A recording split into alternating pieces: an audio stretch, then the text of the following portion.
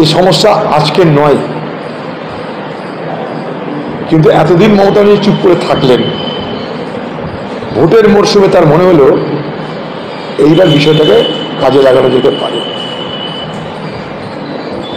উনি তো বলেছিলেন এর আগে, পরিযায়ী শ্রমিক তোমরা বাংলায় ফিরে এসো, তোমাদের প্রত্যেককে 2 লক্ষ টাকা করে আমি ক্ষতিপূরণ দেবো, এই বাংলায় তোমাদের জন্য আমি আলাদা অ্যাপ চালু করে, পোর্টাল চালু করে কর্মের ব্যবস্থা করব, পরিযায়ী শ্রমিক সব বাংলায় ফিরে এসো।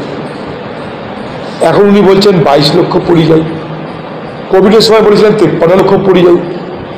পশ্চিমবঙ্গ সরকারের কাছে নিজের কাছে তথ্য নেই যে পশ্চিমবঙ্গে অ্যাকচুয়াল পরিযায়ী শ্রমিকের সংখ্যা কত, কারণ পরিযায়ী শ্রমিক নিয়ে পশ্চিমবঙ্গে কখনো ভাবনা চিন্তা হয়নি।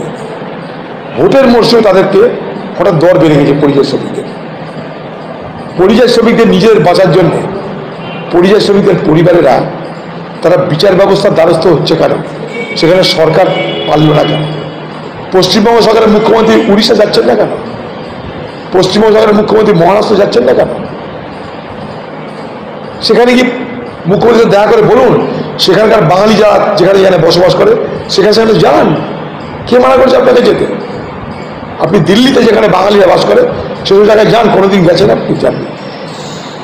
ভোটের মরশুমে বাজার চলে এসছে, আপনার হাতে একটা অস্ত্র চলে এসছে, এদিকে বাংলাদেশি হবে, ওদিকে রোহিঙ্গা হবে, মাঝখান থেকে ভোটের বিভাজন করা। নতুন নতুন আপডেট পেতে সাবস্ক্রাইব করুন নিউজ আপ ডেইলি।